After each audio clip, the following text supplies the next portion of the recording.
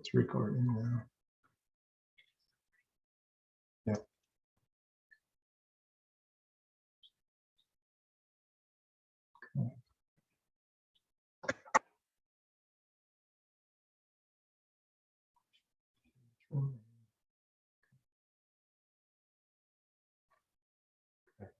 I'll hang up.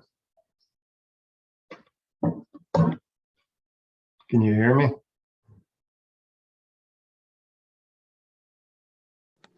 I can, yep. Okay. Just got my sound down super low. For whatever reason. Okay. Can you talk again? Okay. Okay. Can you hear me okay? Yeah. Okay. Okay, well, yeah.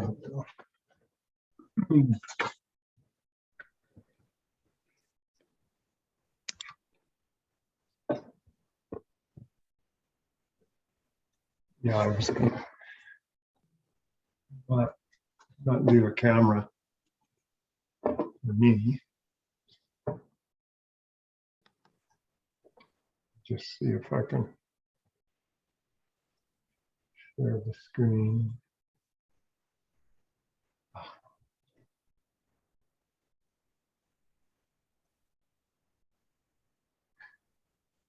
It's a pain with new PowerPoint because it takes up both screens.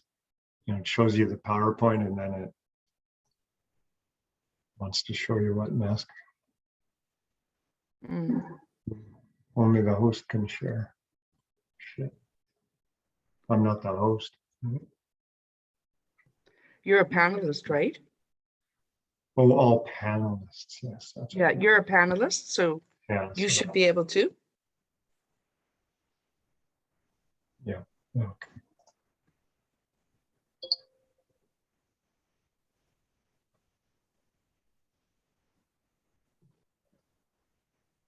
Yeah.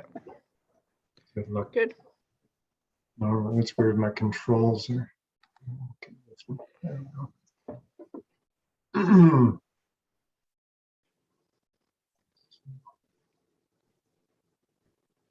Yeah. Okay. That's working. I can go. Slide is fine.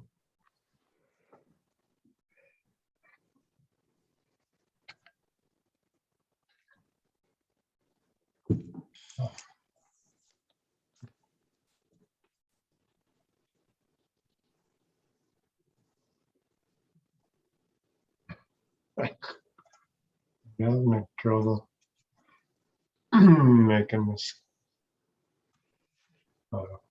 screen big. Screen sharing.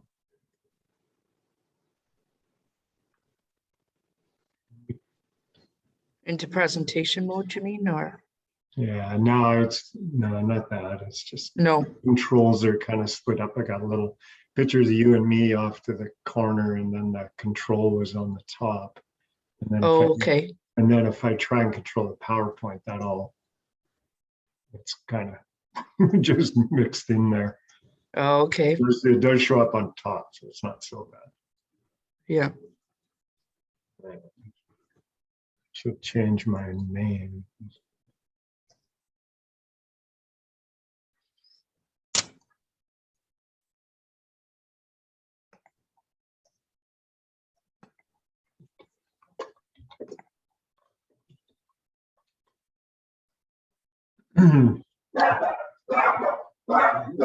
So There you go.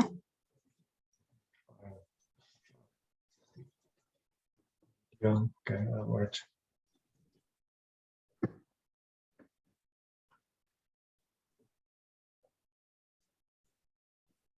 Hello. Yeah. Can you hear me? Yeah, that's all good. Okay. There's a printout with notes on your chair. The problem if I present the thing, then of course I have to change the slides, right? So it's sort of like next slide or Right, if I control this, you can't advance the slides. Yeah. At your convenience.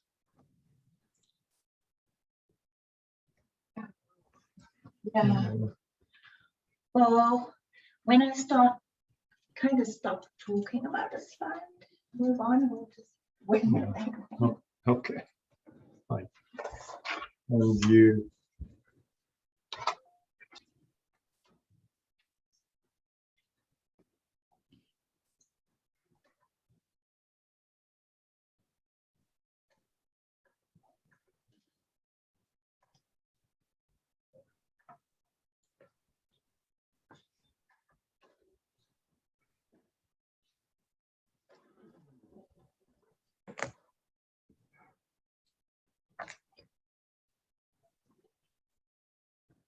I don't know, I made up some questions as well.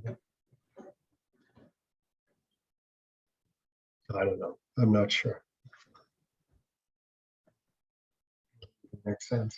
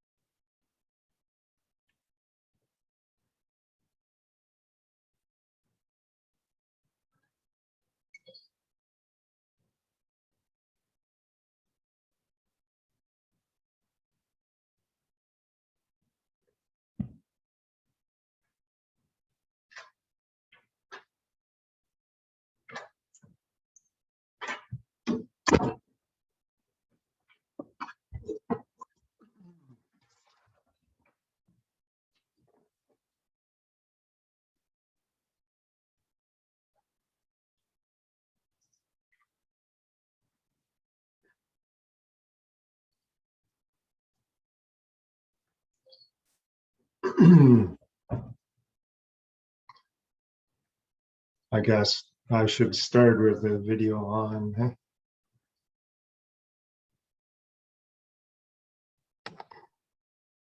Yeah, Just to introduce Margaret.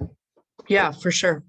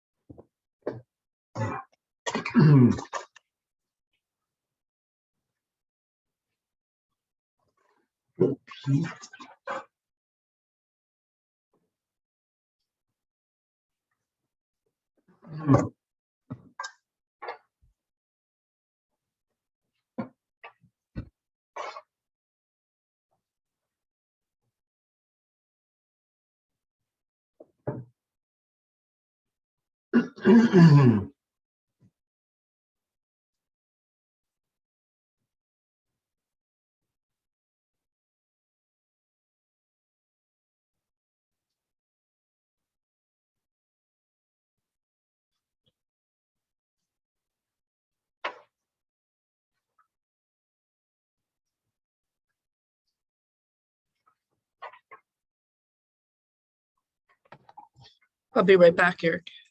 Okay.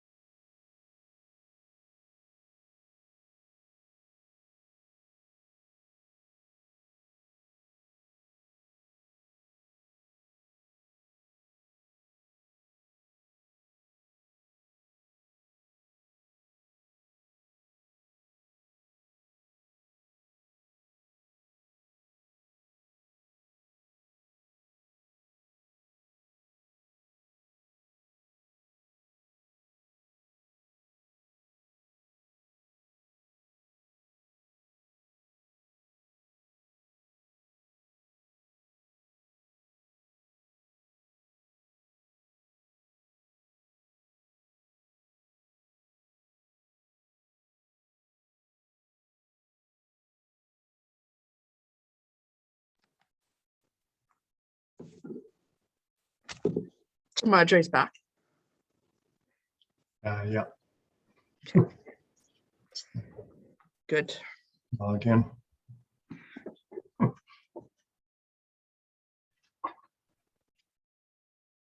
I'll started just a few minutes after, I guess. Okay. Oh, that's where. And what do you see on the webinar? Does it look like a normal Zoom, or I guess because I'm a panelist, does your picture show up? Yeah. And you know why? I think Hmm. because I went through the I joined through the login. So Right. let me try. I'm going to just log in under my personal Yeah. because I got the reminder Right. Yeah. this morning. So if I log in under my personal, it says click here to join. Mhm. I just want to see what it'll do here.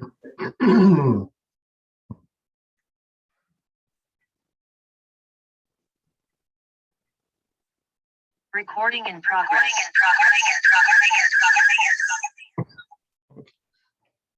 Mute.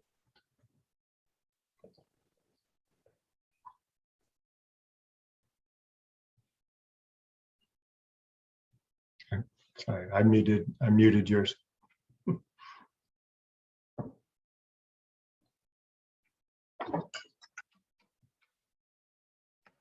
Hello? Yeah. No, I'm not on mute. So I'm logged in twice, right? Because I'm- there's 3 participants now. Just hang on, Teresa. Yeah. Pardon me.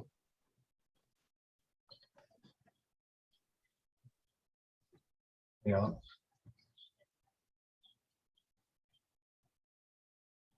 Okay. Okay. Okay. Yeah. I don't know how to do that. Okay. Okay.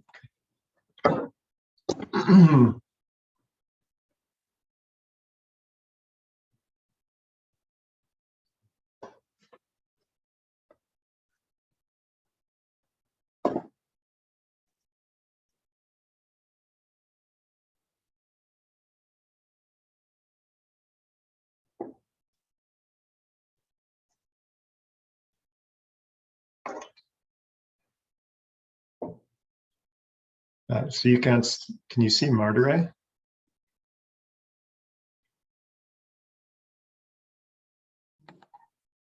No, I can see you as the host, 1 participant, and me. There's 2 panelists. Margaret, are you on?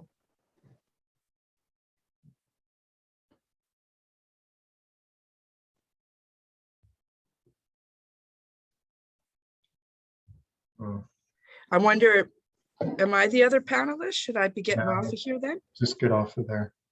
Okay. I'm going to get off because Yeah. I need to.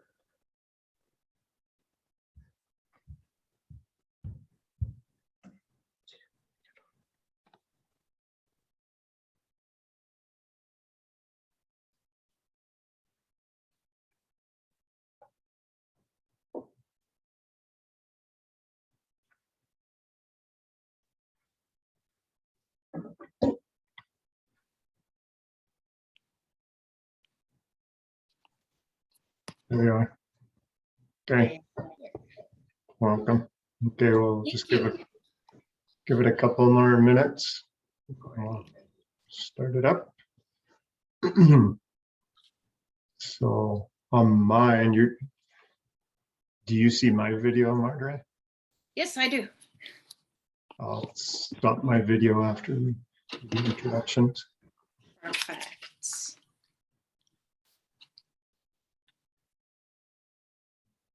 Yeah.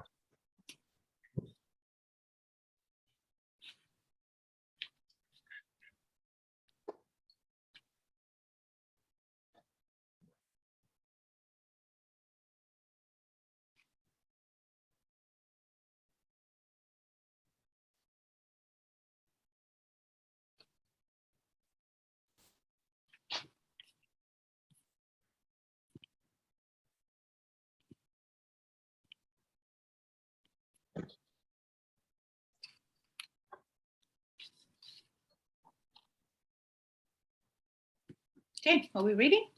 Right. Okay, I think we'll get going. All right, well, welcome everyone to Sage and Summit's November Lunch and Learn, investing in your new leaders. Who do you want flying your plane?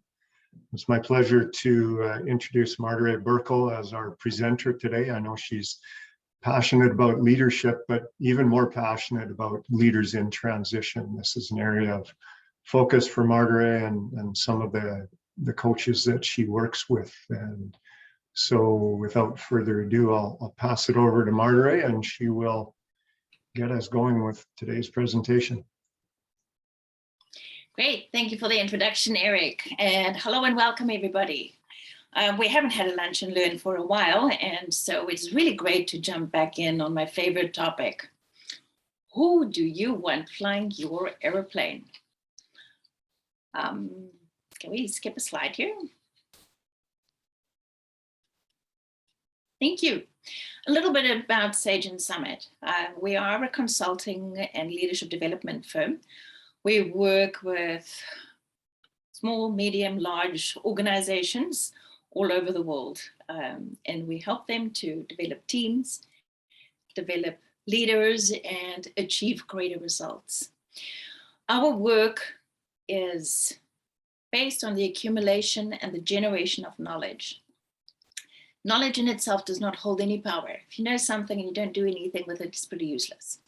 So build knowledge, build action around that knowledge, put it into practice, that builds wisdom, and that achieves real results. So believe in deliberate collaboration.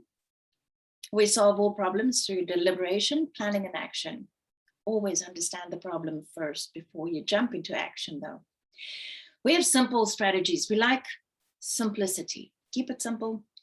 Make it something that people can make a habit of instead of huge, complex solutions. And then evidence-based practice. Everything we do is backed by science and evidence-based. We do not pull it out of crystals or the ether. It's stuff that our dear colleagues at Harvard, MIT, and other universities have worked on, researched, or based on our own research that we have done with those groups. So with that, there's a lot of really good reasons why we have to train leaders. So let's move ahead there, get right into why. So 2 reasons, and then there's a backstory. Researchers have estimated that 30 to 50% of newly transitioned leaders fail within the first 18 months. And that is sad. That is not a good statistic. And what's even worse for organizations is once a leader fails, a failed transition is very, very expensive. It costs the organization between 8 and 23 times the annual salary of the transitioning leader. There's direct cost, termination, re-recruitment, readjusting, and then there's indirect cost. Because the wave of damage or collateral damage that occurred during the failed leadership, that escalates that direct cost significantly. Leaders are seldom trained to be effective in the role, and they transition or promoted into leadership as a medal for great achievement. And the honor is met with great elation. Yay, I made it. I am now a VP. I am a COO, a CXO. Very proud about that. And a sense of accomplishment. And that lasts for a few months. And then that elation moves into, oh my word. What did I get into and why did I do this to myself? I want my old job back. I hate this. That's normally when they come into our offices. Leadership transitions bring significant challenges and opportunities and consequences for business performance and individual success. Leadership transitions are not new. For as long as they've been leaders, there have been leadership transitions. But in today's increasingly unpredictable and complex world, transitions are becoming more common. They're becoming more difficult, and they are more prone to failure. 30 to 50%, that's a big number. And the cost for innate leadership inept leadership, bad leadership, and it can become toxic.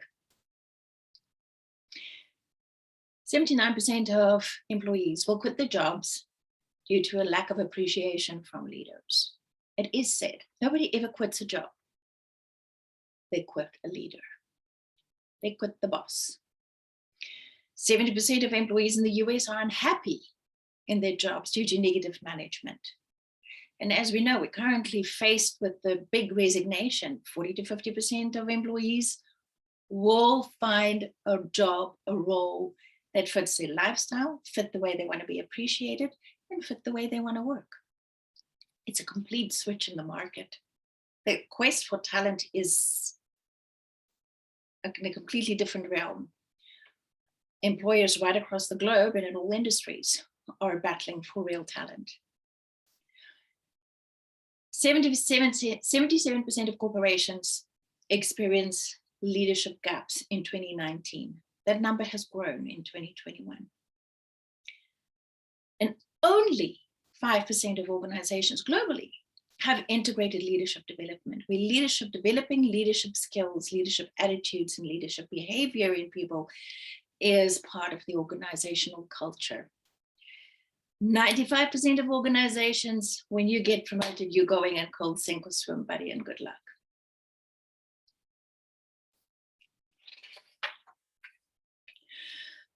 So with leadership development, we use development because it is a whole person development approach and not training.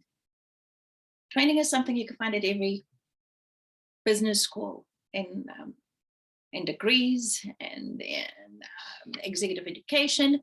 They teach you the technical skills, but it is not a full solution. So let's look at what will constitute a full solution and why.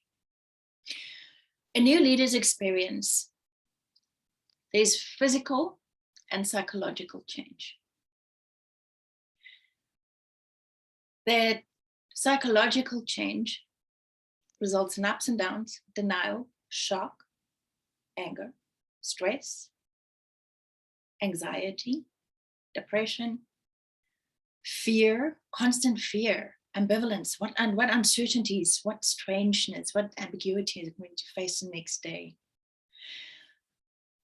Acceptance from time to time. This is what I am, this is what I'm doing now, and I will continue doing it. A little bit of hope. I'm going to be the leader that makes a change to this organization. I'm going to be a leader with a good legacy. And moments of enthusiasm. In every new leader position, there's a shift in capabilities required. You're faced with new hard skills that you need to do. And there are an inordinate amount of courses for that. New way of budgeting. How do you read financial statements? How do you analyze financial statements to get real metrics that make a difference in your organization? How do you motivate people? But then it becomes a little bit deeper, new mindset. How do I have a leadership presence? How do I exude confidence, calm? How can I be that leader that I have in my mind that I know is somewhere here, but when I look in the mirror, I don't see that person? How do I develop habits that will help me to be confident and have a strong leadership presence in every situation, even conflict? So the big change here, and another change that we don't list here is change in relationships. Your relationships change with everybody around you. When you get from an expert into a supervised position, you relate different to your peers because your peers are not reporting to you. That's a different relationship. You kind of still want to be their friend, but you're not, because friends don't fire friends. Or you used to be a close-knit family in that organization, and now you're the boss. And how do you fire a family member? How do you discipline? How do you improve? How do you squeeze? How do you motivate? It's a different relationship. And then as you climb the ladder through the organization, those relationship changes, squeezes on your confidence, and that impacts on the psychological change that is required. And then lastly, there's a concept called leadership identity formation. And that,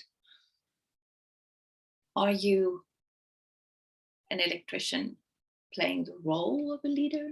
Are you a carpenter who happens to lead a team?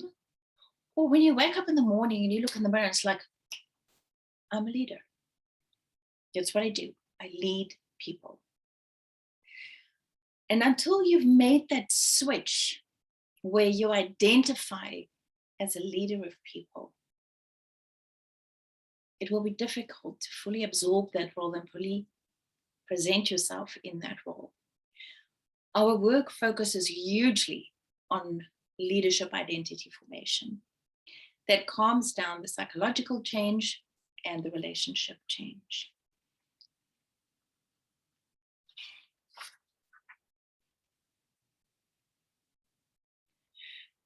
So everybody is familiar with the Peter principle: promote somebody to the utmost level of incompetence. So you keep on promoting people. It's like, good job, buddy, you've done so well. And promote them again, and then you promote them again. Until they hit the glass ceiling or the mental ceiling, and everything goes to hell in a handbasket. Nothing's really working anymore.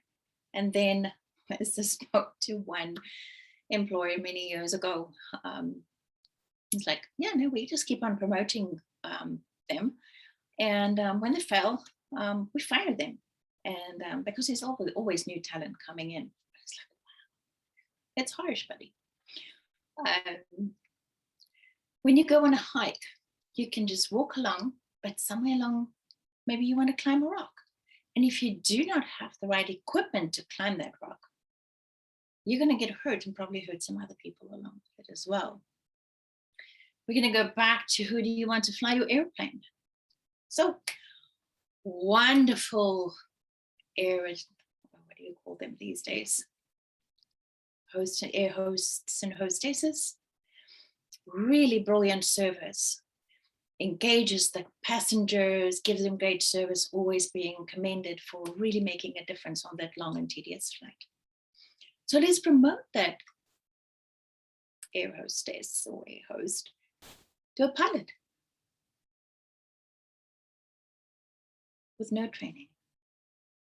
How's it going to work? I was thinking about another one, just because I really have a weird sense of humor. So you have a great butcher. Man, that person can chop a cow up in a way that really makes excellent steak, great cuts. But the butcher said, hey, it makes medium amount of money. I know anatomy. I can operate sharp implements. I'm going to become a surgeon. I'm going to operate on hearts. I know we define the heart.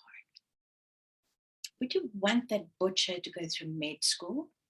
Or just, knows anatomy, knows how to wield sharp implements. So that's what we do with leaders.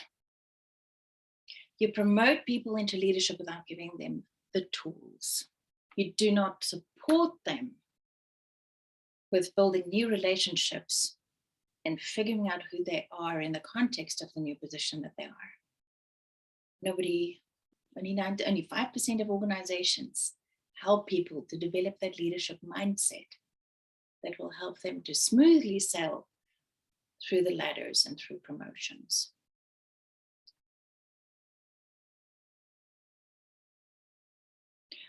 So let's go practical, look at some practical examples.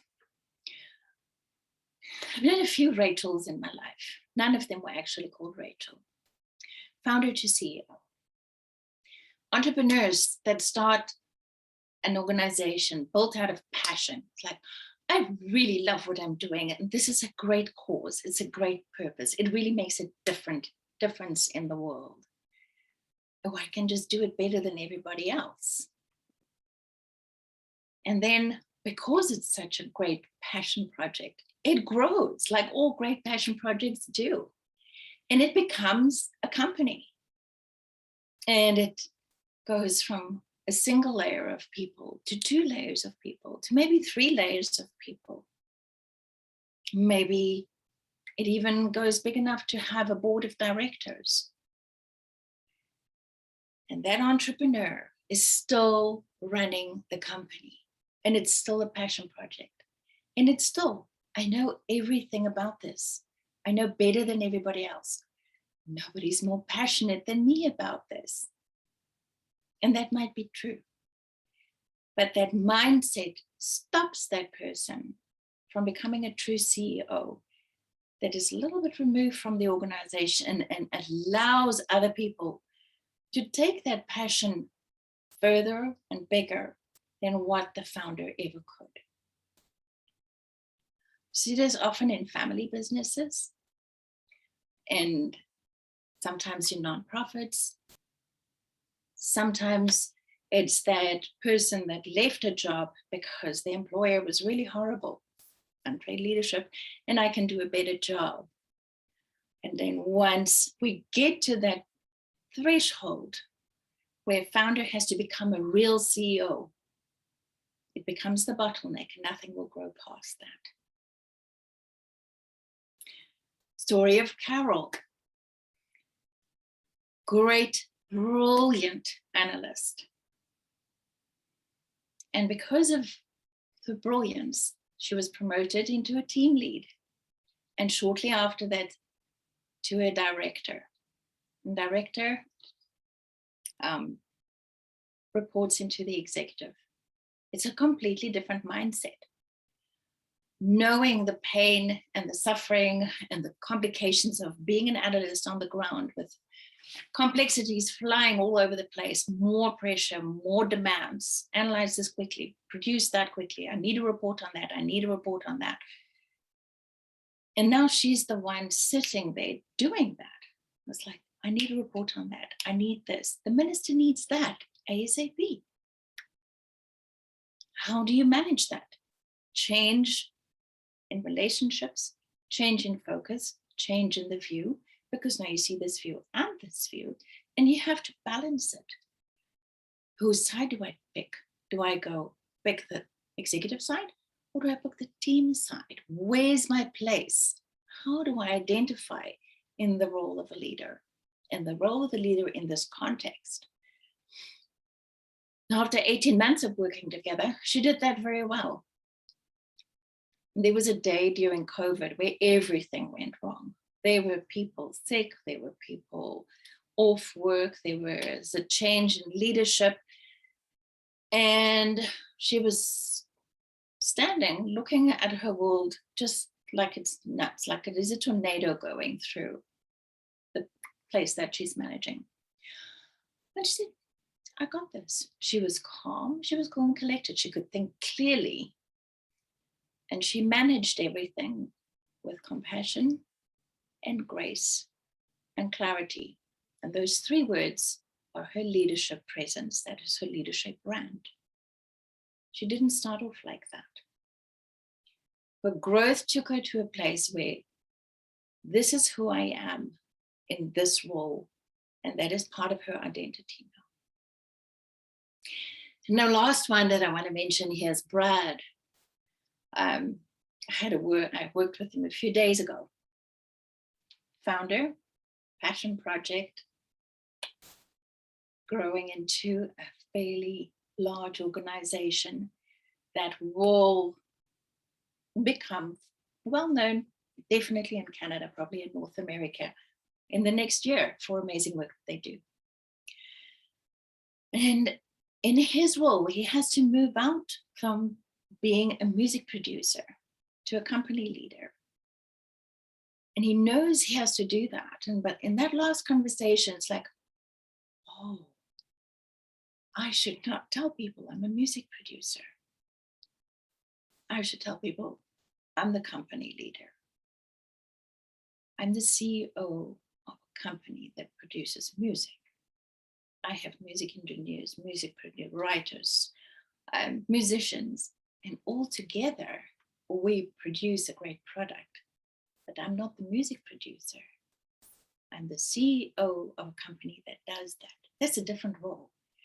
That aha moment allowed him to step out of the weeds into the captain's cabin and to steer the ship.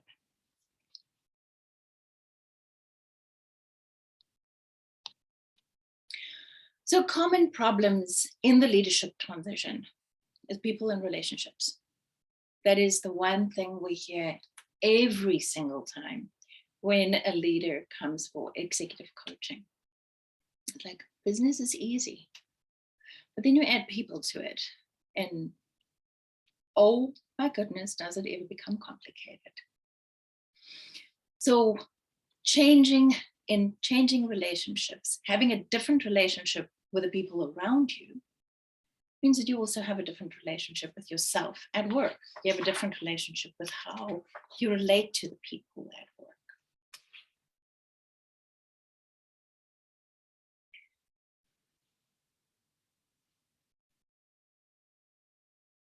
Engaging key stakeholders. Knowing that as a leader, engaging key stakeholders, the board, your major clients, major environmental community stakeholders that influence and support your organization.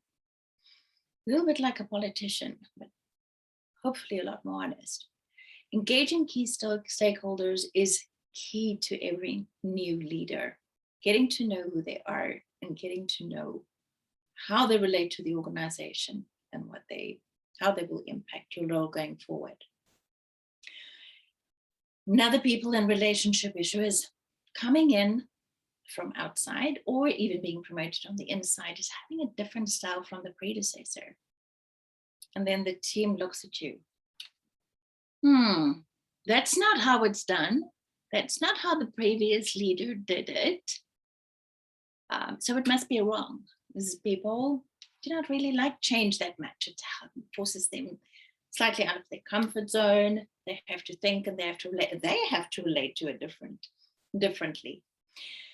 So sometimes it helps to engage in team coaching to help the team and the new leader to get to understand each other and work together, find a new way of working together. And then the other issue that we get is like, people and relationships are so time consuming. It takes forever. All I do the whole day is people challenges, meetings, phone calls, interruptions. And then I find myself doing my real work until late at night and then don't have a life. So we do an exercise here where we ask leaders to track their time every 15 minutes, how you're spending your time and how you're spending your days. And for those interruptions and people issues, give them different colors. It's like gray is just a habitual, how do I do this? But they actually know what they're doing. Unimportant interruptions, important interruptions, and really important and productive meetings. And you will find that 80% of all those interruptions and people issues can be eliminated over a period of time or avoided completely. And then going back to the concept of what is your real work? Patrick Lancioni has a book, and I cannot quite remember the book right now, but the story is about a guy that was promoted into CEO. And the board was very unhappy with results. People were unhappy with him. And he was probably on the cusp of being terminated abruptly. One of those 50% of leadership fails. He perceived people as not his job because he came from a marketing background. He likes doing marketing. It's something that makes him happy because he's good at it. It's like, so I can quickly do the finances, do the people things, do the motivational speeches, do all those things quickly. And then I can close my office door and spend 60% of my day doing marketing. He has a marketing director that can do that, one should do that. Consultant came over to him and it's like, of these 5 things, how do you spend your day? And he's like, not so much on that, not so much on finances, not so much on people, this, that, and the other. It's like, why does your day skew towards marketing? It's like, because that is the most important function of the organization. Long story short, the consultant made him critically aware of the fact that people, as a leader, people is the most important aspect of your work. Encouraging, messaging, communicating the vision, creating clarity, creating direction. Those are 90% of what a leader does. You don't get to hide in your office and do your favorite things anymore. And people miss that. The other thing that people miss, and it's the people thing, is when I used to be the expert, I was always right. I could definitively give an opinion about something. And people would say, oh, that should be right. Now that I'm the leader, people want to debate everything. They second guess me. They come back at me about things. And the leader has to learn that you're not the dispenser of all the answers anymore. So your relationship to your expertise, your knowledge, being right, being the dispenser of greatness is flipped around. You're now the facilitator of greatness and not the dispenser. That is a really big and tough mind switch for a lot of people.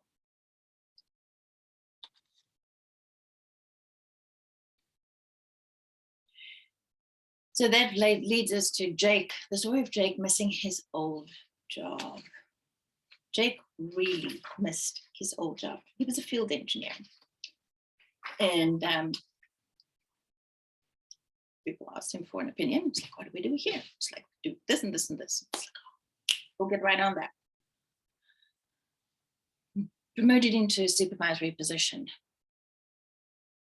He was actually in tears. It's like, I'm so sick and tired of being wrong. I'm so sick and tired of being questioned. So he went from elation to OMG very quickly. And it's like, I don't belong here. I have imposter syndrome. He knew what it was. He didn't know how to get past it. I have zero confidence. I don't know what I'm doing. When I'm not engineering, I don't know what I'm doing. Strangely enough, I was working with an entrepreneur yesterday, founder, passion project. And his organization has grown to the point where he has to start dreaming about the next space, where the business is going next. So he delegated, and he's got a very competent team working for him. And it's like, I'm not working on files anymore. I'm a little bit lost. I don't know what I'm doing. I feel a little bit spare in my own business. Confidence, and the capacity to realize that your job is to lead, and it's okay not to know all the answers. And for all of people moving into leadership, those bouts and those waves of being overwhelmed, there's so much. The overwhelm leads us to anger and to fear and to depression. And what do we do with that? How do we contextualize it? How do we get past that? Let's read you something of a client named Jen. She said, you're always excited to get the job. So it starts with blind optimism and enthusiasm. And then when I got into it, I remember at certain moments thinking, oh my God, what have I gotten into? This is a lot worse than I ever thought. It's a quote that is so often heard by those 95% of leaders that don't get trained. Contrasting emotions experienced at the initial stage of the transition. And that is filled with feelings of doubt, isolation, low confidence, being an imposter. There was another one, Mike said, I won't call it depressed because it sounds like I'm ill or something. But it was, of course. When you start to question your own competence within a position that you've been waiting for so long, and you lack the ability to be swift and direct in taking decisions, it starts taking a toll on your mental health.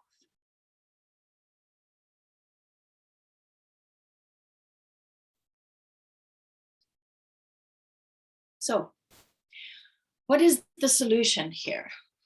It's a grave problem. I've painted the picture quite thick, but it's what we see every day, and it's no exaggeration. anyone and everyone has leadership potential. The days where leadership is bestowed on only great people is about 3 centuries ago, and there's no reason why we should still hold on to that. And it's also not pitch up and give leadership being bossy, telling people what to do. That's not leadership. That's just being bossy and rude. So leadership is like riding a bike. With training and focus, it will improve. And in those leadership capabilities, there are a lot of little muscles. Being double guessed, being in conflict with somebody, having to impromptu deliver a motivational speech, or giving direction, reiterating the vision.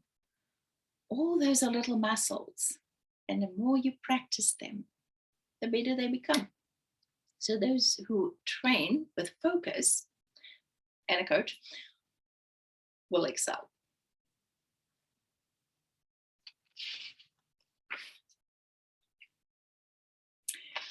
So for that reason, with all the research that have come together, we have put together the music conductor method.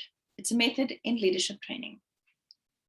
And leadership training can get very serious because the problems behind why we train is very serious. But having spent 20 plus years in adult education, training has to be fun.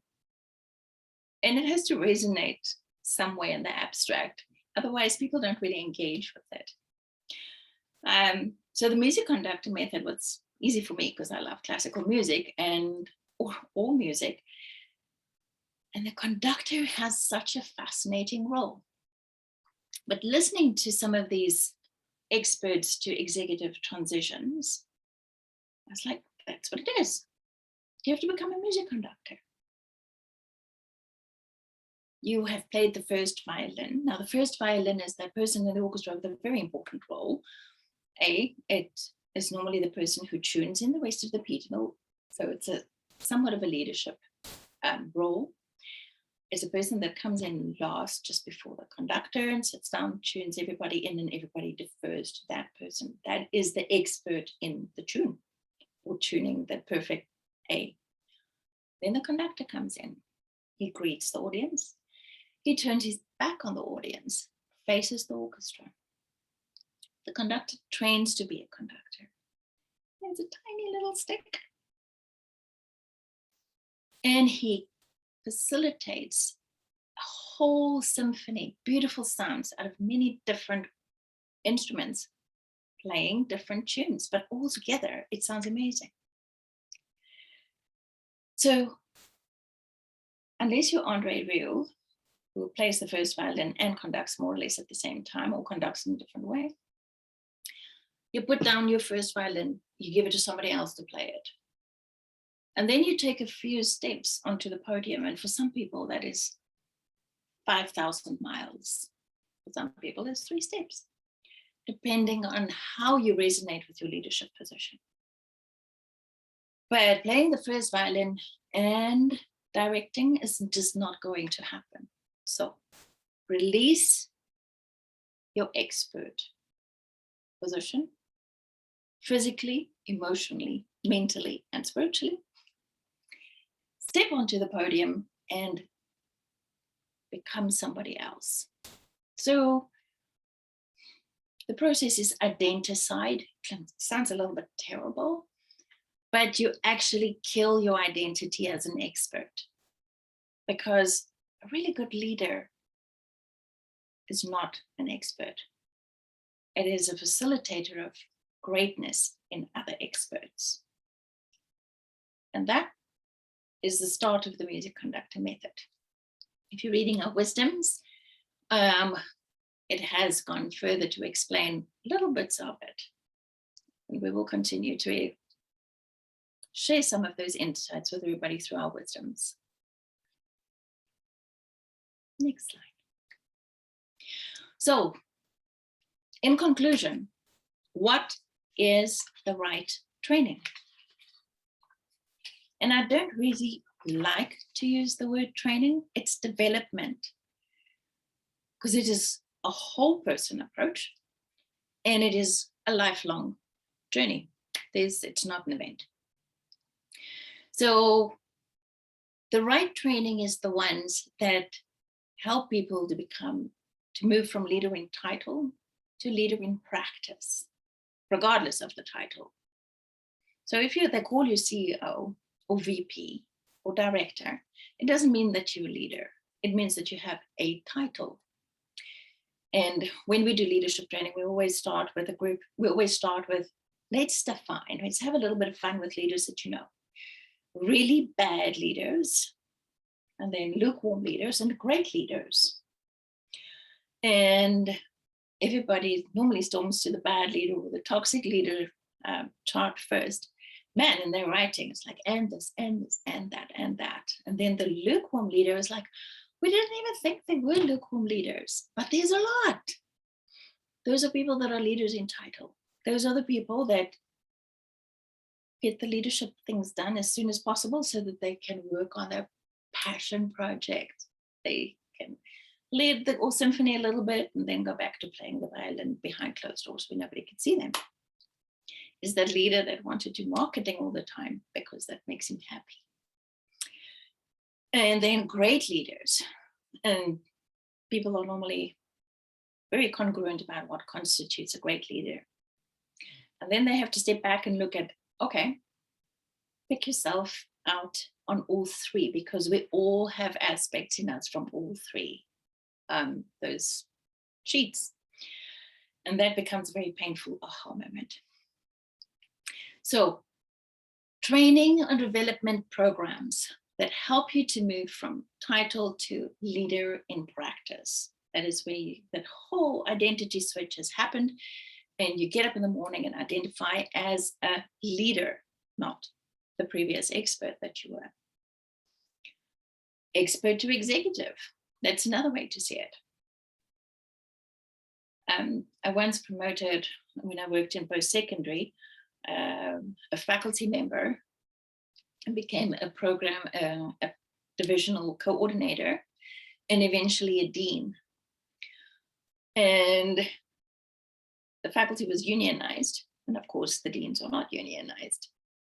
And it took him a very long term to have the mindset of an executive, seeing the big picture and seeing the faculty of that specific department in the context of the big picture, rather than stepping out and it's like, but my faculty, there's that and the other. It's, you have to see it from a different angle and in a larger context. So leadership development that looks at the whole person and supports transition over a period of time is the right training. Let's skip to the next slide. Great. Our focus is inward, outward, forward. We look at your leadership, your team, and then your results. Your leadership is completely an inside job, and it constitutes and should constitute at least 65 to 70% of any leadership development program.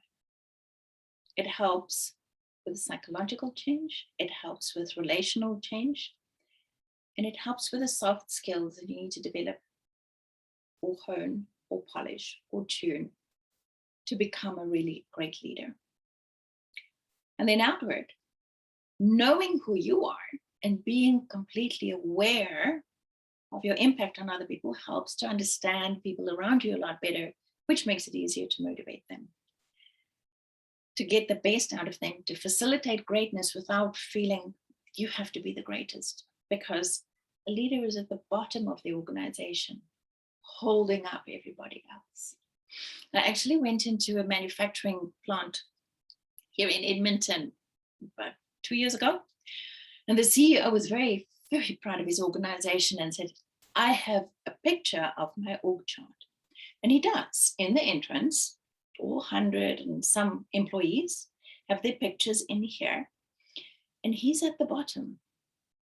And his executive is the second bottom. And the frontline people that actually meet up with their clients or deliver products to the clients, they're at the top of the organization. And I was looking at this like, man, I have never seen it visually in somebody's office that they get it. Being the CEO doesn't put you at the top. You're at the bottom, building greatness in other people, building greatness for your clients. So outward is another 20-25%. And if you get inward and outward right, forward super easy, because planning is easy. And you have a motivated team, makes execution easy. Inward, outward, forward. And 65% of leadership development should be looking at who you are as a leader and fine-tuning your inner game as a leader. So with that, I'm probably ahead of the hour. Eric, do we have any questions? Yeah, a couple for you, Margaret. Thank you for that presentation. Great. I think, so first off, leaders impact outcomes over a longer time frame than individual participants. So their action and outcome is less obvious. How do you measure leader success or failure in those early stages when they're in their new role? The first measure of success is, how is the leader coping with what he's doing, he or she? Are they firm-footed and confident, or are they feeling wobbly on the inside? If they're feeling confident in who they are and confident in the relationships that they can build, everything else comes fine. But from an objective point of view, we look at turnover, staff turnover, leadership turnover, and employee engagement. There's a wonderful organization, Better Places to Work. They have a little bit more measures, and I know some Canadian companies subscribe to them, and they actually pride themselves on being on that 80 to 90% Better Places to Work scale. They also have very strong inclusion practices. And inclusion practices does not only focus on the obvious, that focus on not invited to the party, but you're actually participating in the party. So yeah, inclusion, turnover, and engagement. Yeah, interesting. So when you think about that, and that new leader goes through some of those almost the stages of grief, what's a reasonable timeline for that, and what should a supervisor do to support them moving along or out of that? Continued support, mentoring, getting the person a coach to work through where they can safely debrief about all the internal conflict in the position. That helps. The period of time, that's how long is a piece of string. It depends on where the person is coming from in their development and where they need to go to. Typically, we work with leaders 18 months to 3-4 years. But I have seen turnarounds in as short as 4 months. So this transition, I mean, it's pretty obvious when someone moves from an expert role into then managing, supervising, overseeing. But is it a one-time scenario where they go through these issues, or is the next promotion or working at the next company and maybe even the same level of job, but taking over a new group of people, that they have to go through this all again? To a certain measure, yes. It's changed dynamics. If you think about being promoted, like climbing a ladder or go from story to story in a building, still considering that the leader is at the bottom, but every time you go to a new story in the building, you see a different landscape in front of you. You look at the organization in a different context, and the team that we're working directly with you will be in a different context as well. So it's new relationships every single time, it's new dynamics and new challenges. So to a greater or lesser degree, yes. Excellent. All right. Well, thank you, Margaret.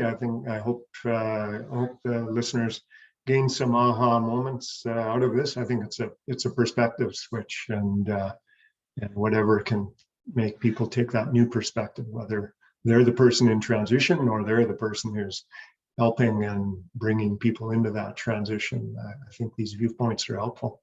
So thank you. Great. Thank you for the opportunity, and have a wonderful day. Yes, we'll close it off now. Thank you.